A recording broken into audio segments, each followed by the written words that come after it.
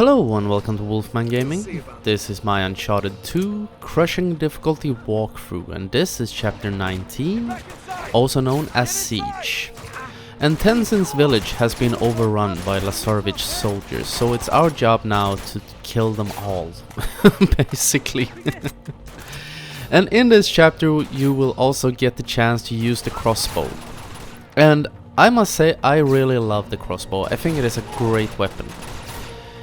Because the crossbow is one of the absolutely most powerful weapons in this entire game. All regular soldiers go down in one dart or arrow or whatever it's called, the ammo for it. And I think the heavies take 2. But later on in the game you will face a new enemy type. I don't want to spoil too much, but I think it's kind of hard to spoil anything in this game by this point, because it's not like it was released a week ago. But anyway, you will be introduced to a new enemy type later on in the game, and that is when the crossbow is really gonna be effective. But getting back to the siege of Tenzin's village. This chapter is very intense. There's a lot of fighting going on. There is more or less constant combat through this entire level. And I really like it, for the most part. The only problem you may face during this combat sequence is the fact that Tenzin's little village friends have a tendency to get in your way at times. They can get in way of your aiming. They can also be in your way when you try to jump between covers or roll between them. And that can be a little bit frustrating. I assume that if you were to play this game on brutal, this could be insane to try and get through. And this is also one of the reasons that I won't be playing this game on brutal, not even for myself, because I think it would be overly frustrating to get through this. And you get a big variety of weapons in this chapter, or a big variety. You can choose between the M4 and the AK-47, basically. There is ammo in abundance for both of them. I recommend the M4 to use for the most part, because I think it's a better weapon than the AK. I think it has a bigger damage output, and it just looks cooler. But each to his own, and it's up to you to decide. Go with whichever weapon you feel the most comfortable with. And now the enemies have thrown a turret into this fight. I'm quite amazed. How did they manage to mount that turret up there? Did they start by carrying it in halfway through the fight, or did someone sneak in during the night and plant it there? If you have any theories, let me know in the comments. But we need to get up to that turret. So the first thing you want to do is take out those guys on the right through the gate. And now we can head up here. And as you know, with all turrets, you can see right there, villager cock-blocked me when I tried to get in behind cover. The turret's damage output, as always, isn't as big as it should be considering the size of the gun. But it does have a very high rate of fire. I know I have a tendency to say this every time I face a turret, but it can be said again.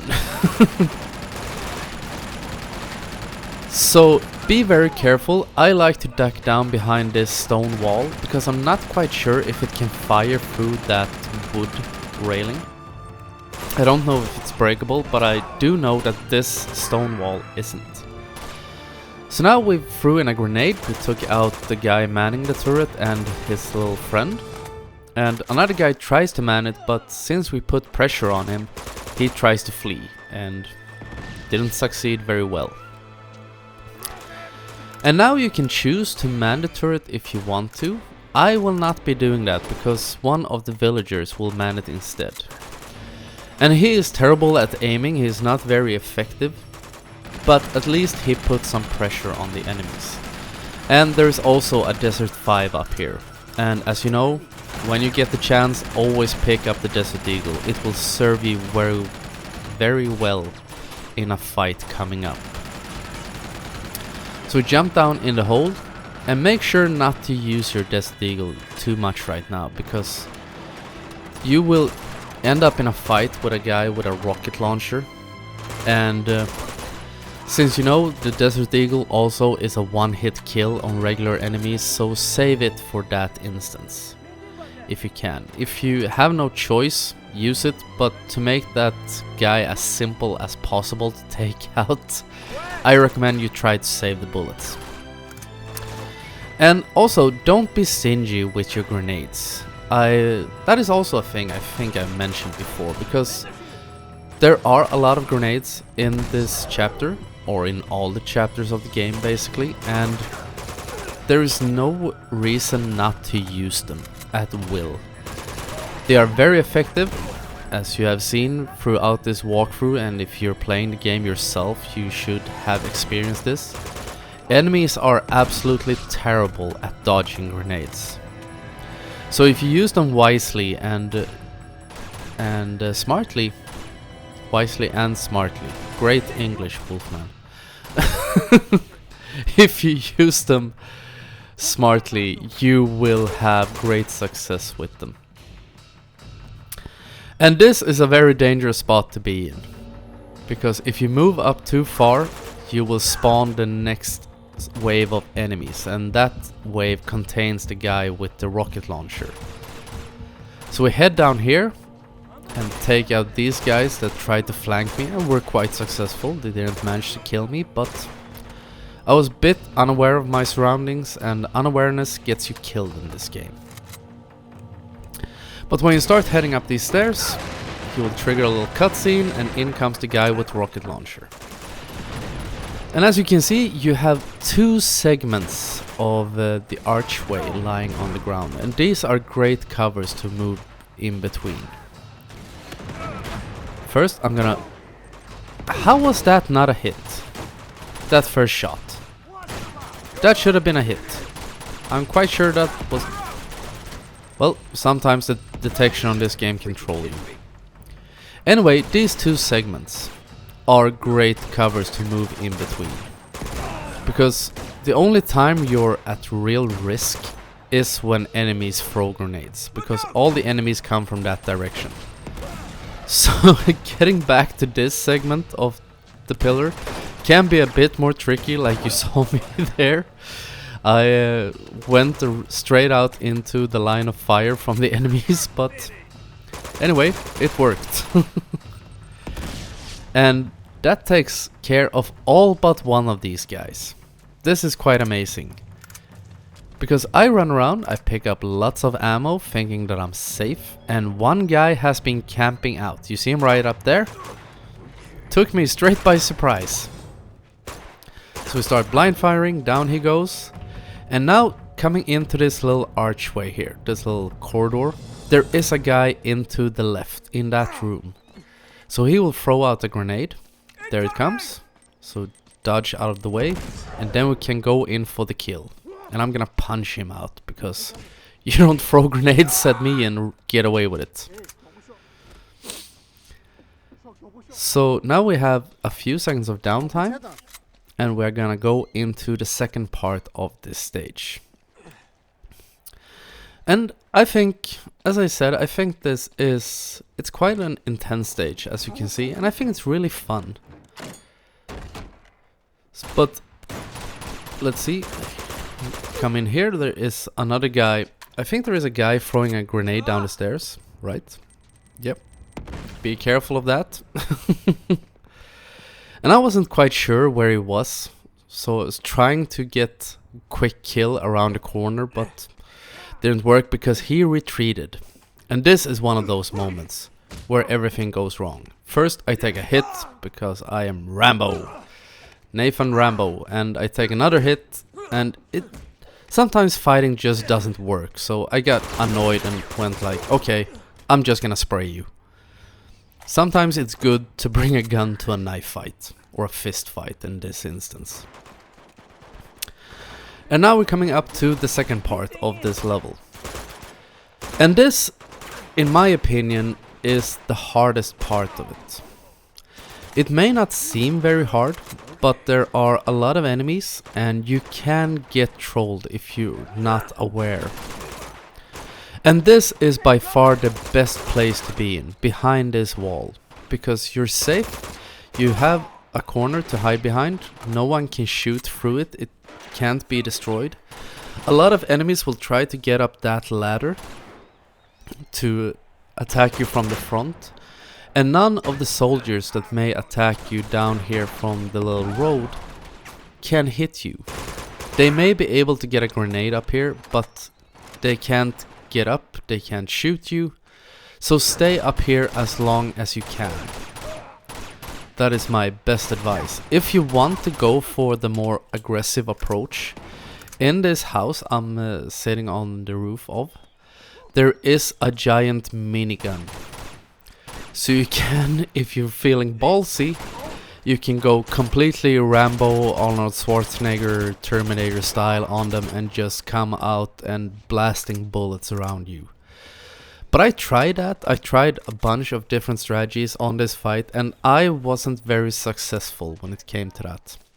So I think the best way is to be a bit more cautious and just hide out on this roof. And I got a bit carried away here. You're gonna see some sloppy gaming on my part. And also some very unlucky gaming. Because that guy had a grenade launcher. The grenade launcher is awesome to have right now. Because there are a bunch of enemies coming out from a house. So if I had had his grenade launcher, I could have just stood up here and fired a bunch of grenades down there.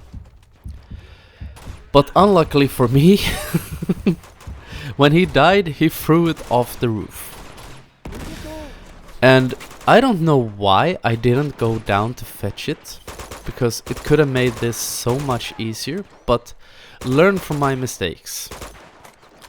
Pick up the grenade launcher, wait for him to get a bit further into the roof so it doesn't fly down. Pick it up and dominate this fight. And also a thing to know, down in that house there is a guy with a riot shield and I don't think he spawns until you're quite close to it. And that is also one of those moments where the grenade launcher would have been awesome to have. Because if I had had it, I could have just gone down there, force him to spawn, and move back and fire a grenade by his feet, and everything would be said and done in a few seconds. And when I got this far, I did this one attempt, more or less, or this part of the fight. The first part, it took me a few tries. I tried a few different strategies and techniques to do it. But when I gotten this far, this is quite a long checkpoint, by the way. This was my first attempt. So I had forgotten about the riot shield guy. And there I was saved by Tenzin. I could hear him punching, I could hear the commotion going on, but I had no idea where it was. But here comes the riot shield guy, and a heavy with a shotgun. And you see also the riot shield guy has a Desert Eagle, and that makes him even more dangerous. So I start spraying, I try to force him to fall down and hit his feet beneath the shield. That is basically what you can do if you don't have any kind of power weapon. But luckily for me, I managed to get in behind him after the animation of me breaking the neck of the heavy and taking him out that way. But my tip to you is, before you go down there, pick up that grenade launcher. I'm starting to sound like a broken record, but it will serve you well. I got a bit lucky, and you get the chance to learn from my mistake. But that is the end of chapter 19, and I want to thank you very much for watching, and I will see you again in my next video. So until next time, this is the Wolfman signing off.